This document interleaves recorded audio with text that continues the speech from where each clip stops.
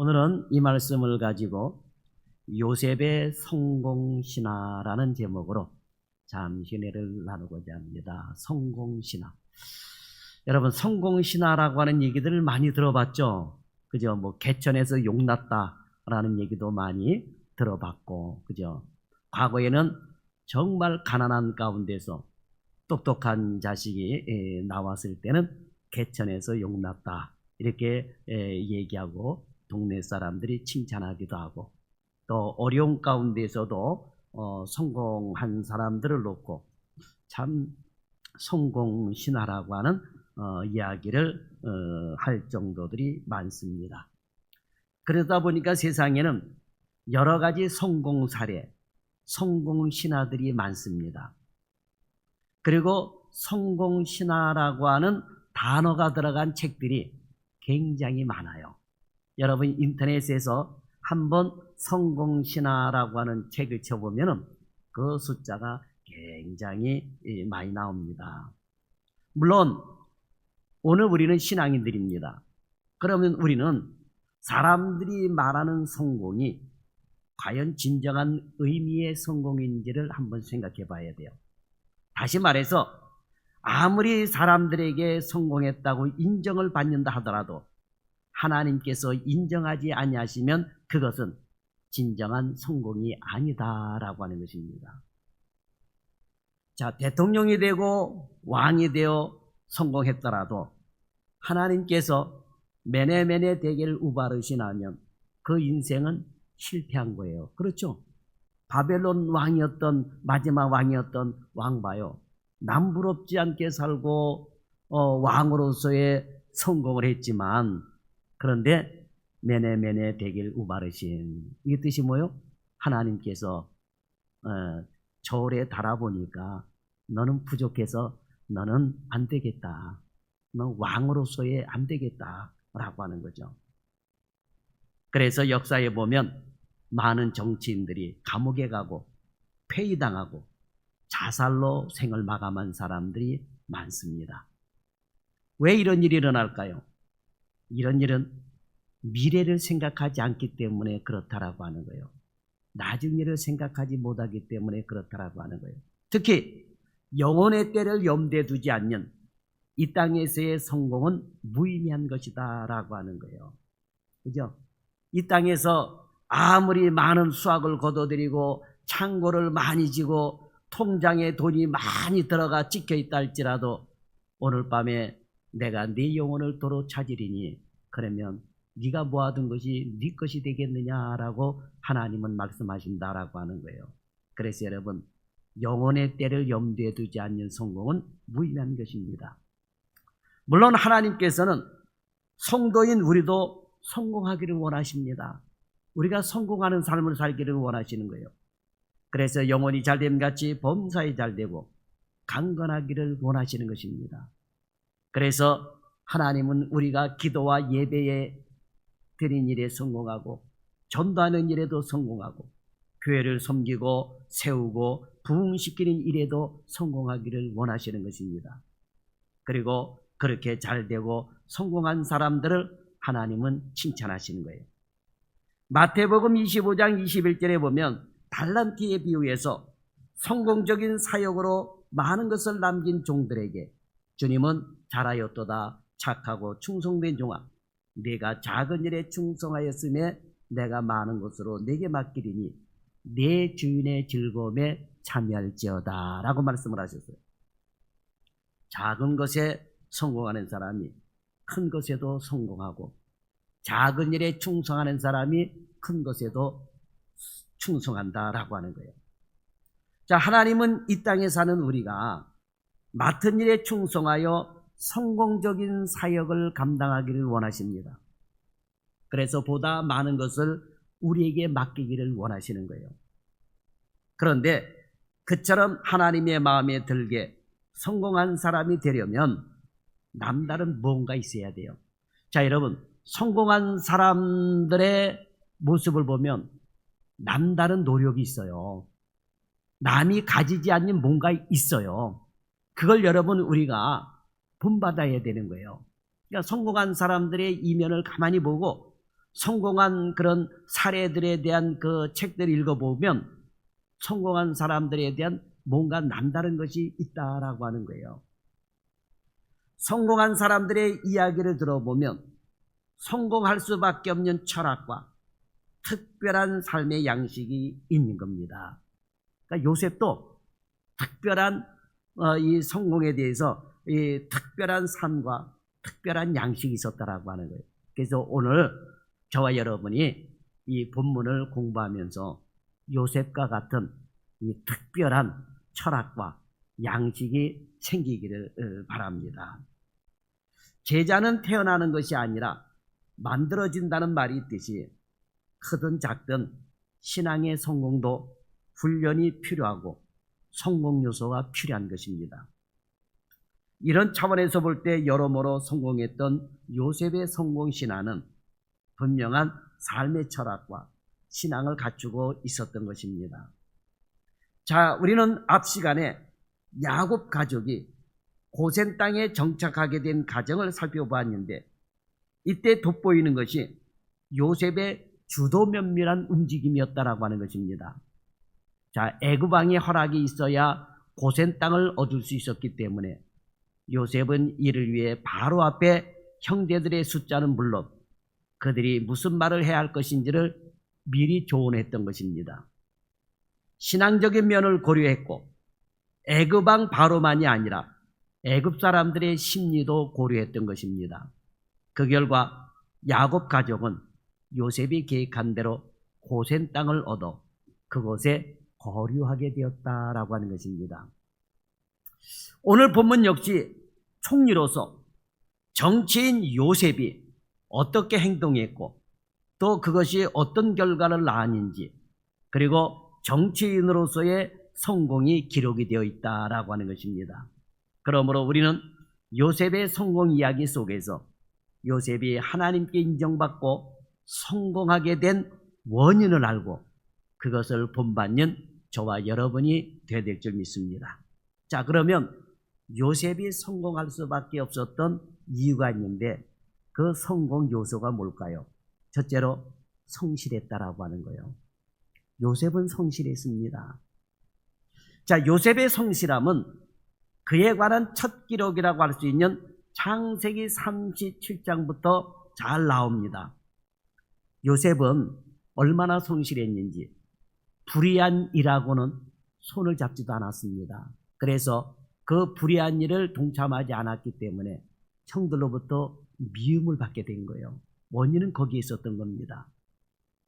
또한 이 요셉이 17세였을 때 아버지가 요셉을 세겜에서 양을 치고 있는 형들에게 보냅니다. 그때에 이 요셉은 아버지의 말씀에 순종하여 걸어갑니다. 말을 타고 갔는지 걸어갔는지 모르지만 어쨌든 순종하고 갔어요. 그 당시에 자동차 타고 가지는 않았을 거예요. 그죠? 그 당시에는 고대 사회에는 자동차가 없었으니까. 어쨌든 요셉이 홀로 떠납니다. 그 거리가 무려 100km 정도가 돼요. 여러분, 100km 정도가 되면 여기서 아마 천안거리 정도 되려나요? 그 정도 거리를 아버지의 말씀 따라서 여러분 토도 달도 안 두고 갔다라고 하는 거예요. 여러분 자녀들 신부름 시켜봐요. 어때요? 신부름 시켜보면 군소리 안 하고 잘합니까? 그렇다면 대단한 자식이죠. 그죠? 마트 한번 갔다 오래도 왜 나 시켜? 그럴 거야 아마. 여러분 그렇잖아요. 예? 근데 요셉은 아버지가 시키는 일에 100km 정도 떨어진 세겜으로 갔다라고 하는 거예요. 그 헤브론에서 세겜까지 갔다라고 하는 거죠. 당시 17세의 소년이 심부름하기에는 굉장히 먼 거리였습니다. 굉장히 먼 거리였어요. 그런데 요셉은 아버지의 말씀에 순종하여 그 먼 길을 마다하지 않고 갔다라고 하는 거예요. 하지만 세겜에 도착한 요셉은 형들을 찾을 수가 없어서 이리저리 헤맸습니다. 그러다가 어떤 사람을 만나 형들이 도단으로 갔다는 소식을 듣게 됩니다.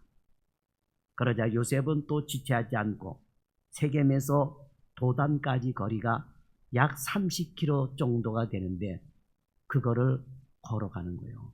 또 걸어갔습니다. 30km 정도가 되면은 여기서 서울역까지 한 10km 정도 되거든요. 그러면 그 3배의 거리를 여러분 걸어가게 된 거예요. 여기서 아마 30km 정도 되면 문산까지 40km 정도가 되는데 그 먼 거리를 또 갔다라고 하는 거예요. 자, 100km를 여행한 소년이 다시 30km를 더 간다는 것은 사실 쉬운 일이 아닙니다. 하지만 성실한 요셉은 30km를 더 가는 수고를 해서라도 아버지의 말씀을 이루고자 했던 거예요. 이러한 성실함은 그렇게 찾아간 형들에 의해 애굽으로 팔려간 뒤에도 여전했습니다. 자, 17살 나이에 아버지와 생이별을 해야 했고 형들의 미움을 받아 종으로 팔린 신세가 되었습니다. 그런데도 낙심하지 않았어요. 요셉은 이러한 상황 속에서도 성실함을 잃어버리지 않았습니다. 성실했어요. 요셉은 팔려나간 보디발의 집에서도 자신에게 주어진 일을 성실하게 잘 감당했던 겁니다. 그죠? 그래서 안에서 새는 바가지 밖에 나가도 되고 안에서 새지 않는 바가지는 밖에 나가서도 안 새는 거예요. 안에서도 성실한 요셉은 밖에 나가서도 성실했던 겁니다. 자, 여러분 어디에 있든지 성실했던 거예요. 요셉이 얼마나 성실했든지 보디발은 요셉으로 가정총무를 삼고 자기 소유를 다 그 손에 위임하였고 자기가 먹는 식품 외에는 간섭하지 않았다라고 하는 거예요. 그러니 여러분 얼마나 요셉이 성실하게 살았습니까? 자, 종의 신분에서도 성실하게 살았던 요셉은 억울하게 감옥에 갔을 때도 여전했습니다. 아무런 죄도 없이 감옥에 갔으니 원망할 만한도 한데 입으로 범죄하지 않냐고 도리어 얼마나 더 성실했던지 간수장이 옥중 죄수를 다 요셉에게 맡길 정도였다라고 하는 것입니다. 창세기 39장 23절은 말씀하기를 간수장은 그의 손에 맡긴 것을 무엇이든지 살펴보지 아니하였으니 라고 하였습니다. 자, 요셉은 사랑하는 아들의 신분에서 종의 신분으로 추락해도 또 종의 신분에서 죄인의 신분으로 추락해도 요셉은 어디에 있든지 성실했다라고 하는 거예요. 성실했습니다. 그 성실함은 또 애굽의 총리가 되었을 때도 성실했던 거예요. 그러니까 여러분 이걸 우리가 발견해야 돼요. 집에 있을 때도 성실했고 종으로 있을 때도 성실했고 죄수의 신분으로 있을 때도 성실했고 일약 애굽의 총리가 되었을 때도 성실했다라고 하는 것입니다. 41장 45절 46절에 보면 계속해서 요셉이 총리로서 애굽 온 땅을 순찰했다라고 하는 거예요. 총리로서 야 어디 갔다 와봐라 그게 아니고 본인이 직접 여러분 순찰했다라고 하는 거예요. 여러분 사람이 어느 조금 자리에 올라가 봐요. 누구를 둡니까? 비서를 둬요. 그리고 비서 시킵니다. 비서들 시켜요, 여러분. 그죠? 네.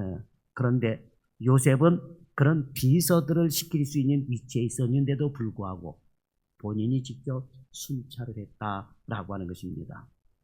그리고 요셉은 얼마나 성실했는지 총리의 위치를 개인의 영달의 기회로 삼지 않고 다가올 위기를 효과적으로 예배할 수 있도록 일할 수 있는 권세로 삼았다라고 하는 거예요.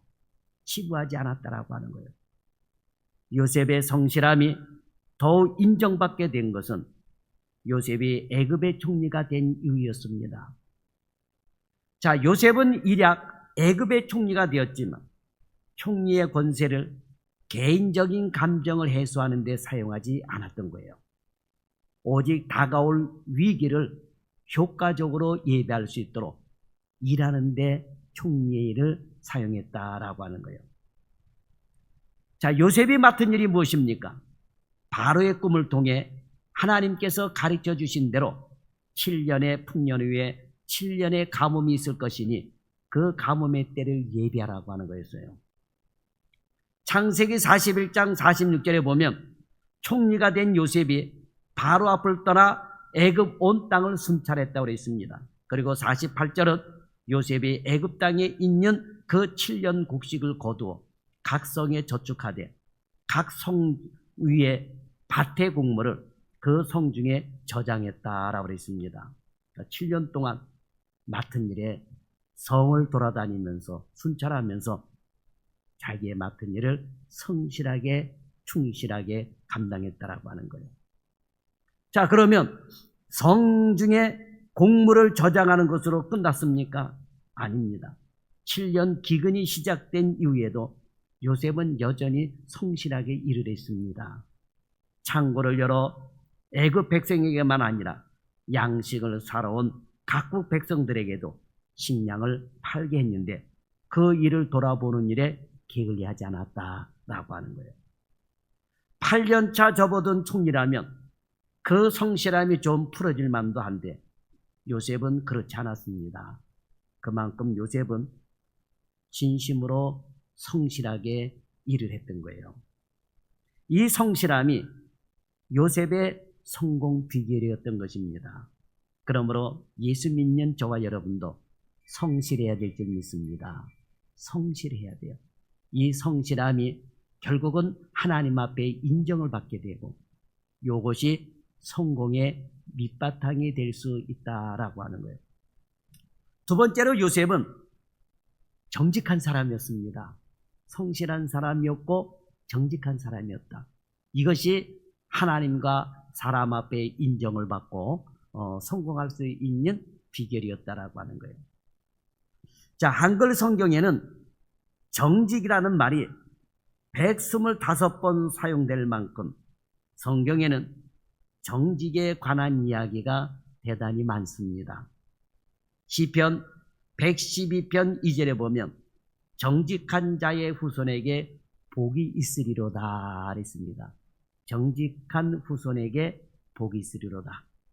그리고 시편 120편 4절에 가보게 되면 정직한 자에게는 흑암 중에 빛이 일어나는 그는 자비롭고 긍휼이 많으며 의로운 이로다라고 말을 하고 있습니다. 그리고 신명기 6장 18절에 보면 여호와 보시기에 정직하고 선량한 일을 행하라.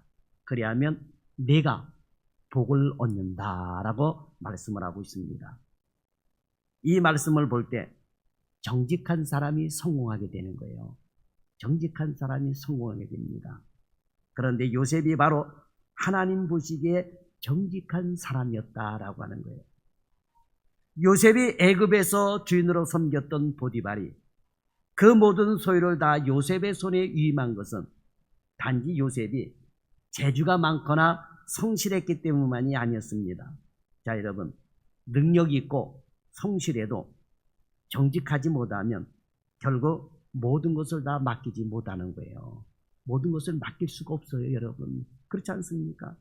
하지만 요셉은 간수장이 그랬던 것처럼 모든 것을 맡기고 돌아보지 않을 만큼 정직한 사람이었다라고 하는 것입니다.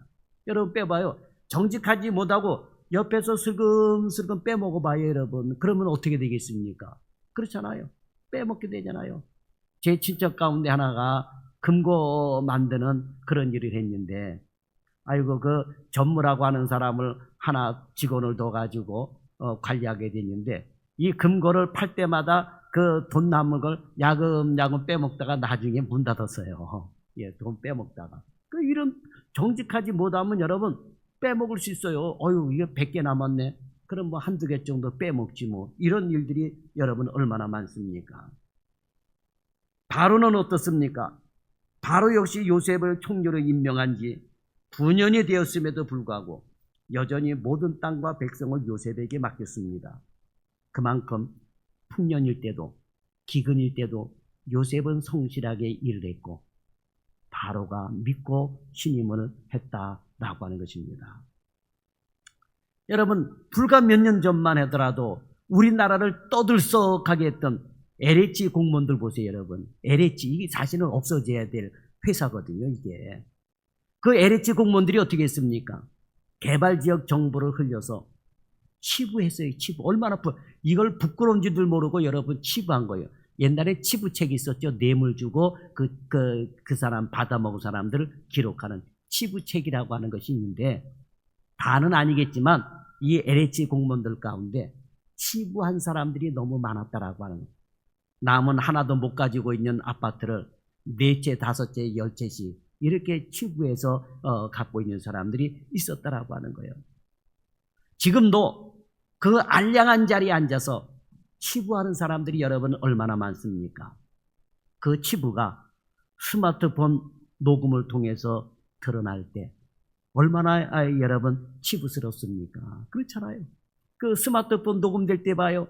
지난번에도 주셨는데 이번에 또 주냐고, 아유 괜찮은데 뭐 이래가면서 돈 받는 그런 내용들이 녹음이 돼가지고 여러분 TV를 통해서 매스컴을 통해서 나올 때, 근데 여러분 이게 얼마나 치부스러운지 그 뻔뻔한 얼굴을 그대로 들고 다니는 사람도 있잖아요. 이 치부가 드러나게 되니까 견디지 못해서 어떻게 해요? 자살한 사람도 있잖아요. 그렇지 않습니까? 지금도 그러한데 그 고대사회, 그 옛날 군주제도 아래에서 여러분 총리가 치부하려면 얼마든지 여러분 착복할 수 있었다라고 하는 거예요. 그런데 요셉은 7년 동안 이어진 풍년 기간에도 치부하지 않았고 그저 총리로서의 일만 충실히 감당했습니다. 그리고 요셉의 정직함은 7년 흉년에 더 빛이 났습니다. 흉년이 이어지고 사람들이 돈으로 곡식을 사면서 왕실 재정 수입이 엄청나게 늘어나 주변 나라들이 돈이 다 애국 왕실로 들어왔다고 해도 과언이 아니었습니다. 이렇게 헤아릴 수 없이 많은 돈을 만질 때 웬만한 사람이라면 개인 재산 확증을 생각할 수도 있었을 것입니다. 적당한 선에서 개인 주머니를 불릴 수도 있었다라고 하는 것입니다. 하지만 요셉은 매우 정직한 사람이었다라고 하는 것입니다. 요셉은 결코 왕의 돈을 자기 것으로 삼지 않았습니다. 오늘 여러분 국가 돈을 여러분 공무원 자리에 앉아가지고 그 돈을 치부해가는 인간들이 얼마나 많습니까? 그렇잖아요, 여러분. 근데 고대 사회에서 여러분 총리가 왕의 재산을, 그 많은 왕의 재산을 빼돌리는 거, 이거 아무것도 아니었다라고 하는 거죠. 어리석게 보일지 모르지만 이러한 정직이야말로 정치인 요셉을 더욱 강하게, 그리고 왕의 신뢰를 받게 만들었다라고 하는 것입니다. 그래서 요셉은 정말 정직했다. 그 잘되는 기간에 절대로 치부하지 않았다라고 하는 것. 그래서 그리스도인은 정직해야 됩니다. 오늘 창세기를 공부하는 저와 여러분은 정직해야 될 줄 믿습니다. 욕심을 따라 불의의 재물을 가지려고 하지 말아야 합니다. 잠언 10장 2절 말씀처럼 불의의 재물은 무익한 것입니다. 이사야서 26장 7절에 보면 이렇게 말씀하십니다. 의인의 길은 정직함이요 정직하신 주께서 의인의 첩경을 평당케 하시도다 라고 말씀을 하고 있습니다. 오늘 우리도 요셉처럼 정직하여 평탄하게 하시는 하나님의 은혜로 더욱 귀하게, 그리고 오랫동안 쓰임받는 그런 성도들이 될 수 있기를 바랍니다. 마지막 세 번째로 요셉은 명철한 사람이었다라고 하는 것입니다. 명철했어요. 자, 성실하고 정직한데 명철하지 못하고 멍청하면 어떻게 되겠습니까, 여러분? 그죠? 멍청해서는 여러분 안 돼요, 여러분. 그죠? 자, 아시는 것처럼 요셉이 애굽의 총리가 된 것은 요셉이 애굽왕 바로의 꿈을 해석했기 때문이에요. 그죠? 바로의 꿈을 해석할 정도로 굉장히 명석했던 것입니다. 명철했어요. 바로는 그때 요셉을 향해서 창세기 41장 39절에 보면 하나님이 이 모든 것을 내게 보이셨으니 너와 같이 명철하고 지혜 있는 자가 없도다 라고 말하면서 칭찬을 했어요. 그런데 하나님께 받은 명철함은 그때만이 아니었습니다. 그 이후에도, 그리고 본문에도 잘 드러나 있습니다. 7년 동안 이어진 풍년 때에 다른 사람들은 먹고 즐기기에 바빴지만 요셉은 곧 다가올 7년 기근에 무엇을 해야 할 것인지를 구상하고 이를 준비했다라고 하는 것입니다. 자, 여러분, 어떤 사람은 이 회사에서 잘 나갈 때 흥청망청 쓰고 술 마시고 놀러 다니고 별의별 짓을 다 하며 다닌 사람도 있어요. 그러다가 딱 어려운 일이 오게 되고 회사에서 쫓겨나게 되니까 그 어려움 당하는 것은 이루 말할 수가 없는 거예요. 과거 우리나라에 IMF가 올 때에 그 당시 한번 생각해 보세요. 잘 나갔던 사람들이 전부 다 어디 들어가 있는 줄 알아요? 여러분? 네? 어디 들어가 앉아있는 줄 알아요? 잘 나갔던 사람들이. 그렇죠. 사우나. 사우나 들어가서 앉아있고 놀러 가고 있고 바에 들어가 앉아있고. 왜? 월급이 그대로 나오니까. 회사가 잘 나가고 월급 나오니까 회사를 가서 월급만 들여다보고 도장만 찍고 그 다음에 나와가지고 사우나 하고 있고. 여러분, 사우나가 발달해가지고 로마가 망한 거예요. 여러분, 그걸 우리가 알아야 돼요. 로마 사람들이 이 목욕 문화가 굉장했던 거예요. 그러니까 목욕 문화, 성적인 타락, 우상 숭배 뭐 이런 것들이 많았죠. 모든 복합적인 것 때문에 그 강대했던 화려했던 로마가 멸망을 하게 된 것입니다. 자, 그런데 요셉은 이렇게 잘 나갈 때도 편안한 궁에 있지 않았다라고 하는 것입니다. 잘 될 때도 전국을 수찰하면서 이 수익의 5분의 1을 저축하는 데 방법을 알려주면서 이게 저축을 하고, 또 흉년의 때에도 어떻게 했습니까? 그 곡식을 풀어가지고 그냥 이 사람들을 살리는 일에 열심히 했다라고 하는 거예요. 흥청망청 쓰지 않았다라고 하는 것입니다. 기근이 시작이 되었을 때 그때를 준비하지 못했던 사람들은 당황했습니다. 하지만 요셉은 그때를 기회로 삼아 7년 동안 저장해 두었던 곡식을 애굽 백성들만 아니라 타국 백성들에게 팔기를 시작을 했던 것입니다. 기근이 심하여 식물이 없으니 사람들은 너도나도 돈을 주고 요셉이 파는 곡식을 사야 했던 것입니다. 요셉은 얼마 안 되어 애굽 땅과 가나안 땅에 있는 돈을 몰수히 거두고 그 돈을 바로의 궁으로 가져갔던 것입니다. 그 돈의 액수가 얼마나 많은지 본문 15절에 보면 애굽 땅과 가나안 땅에 돈이 떨어진다. 돈이 떨어졌다. 돈이 다 떨어진 거예요. 예. 사람들이 곡식을 살 수 있는 돈이 고갈되자 요셉은 이제 그들의 짐승을 가져오면 곡식을 주겠다 했습니다. 그러자 이번에는 사람들이 앞다투어 기르던 짐승을 가져와 곡식을 바꾸어 갔습니다. 하지만 다음 해가 되어도 기근이 계속되자 백성들은 어쩔 수 없이 자신들의 몸과 토지를 국가에 바쳤던 겁니다. 그렇게 해서라도 자신과 가족들이 살 수 있으며 종자를 받아 토지에 뿌릴 수가 있었던 것입니다. 이렇게 제사장 소유의 토지를 제외한 모든 땅이 왕의 소유가 되자 애굽은 이번에는 토지법을 세웁니다. 토지법을 세우는데 얼마나 명철하게 세운지 몰라요. 자, 추수했을 때 5분의 1을 바로에게 상납하고 5분의 4는 종자나 양식으로 삼으라는 것이었습니다. 야, 여러분, 이거 굉장한 거예요. 그 당시 이게 토지를 빌려서 농사를 지을 때에 그 당시 토지주들은 수익의 3분의 1을 가져갔어요. 3분의 1을 가져갔습니다. 하긴 우리나라 조선시대 때만 하더라도 이 농사를 지은 땅을 빌려주고 농사를 지었는데 농사를 지은 사람은 얼마 못 갖고 가고 토지 주인이 많이 갖고 갔어요. 그러니까 농사를 짓는 사람들은 늘 가난하게 살고 허기지게 살고, 땅을 빌려주고 농사도 짓지 않는 토지주는 잘 살고 잘 먹고 잘 살았다라고 하는 거예요. 그것 때문에 여러분 공산국가가 생겨났잖아요. 지주들이 여러분 사람들에게 매맞아 죽었잖아요. 왜?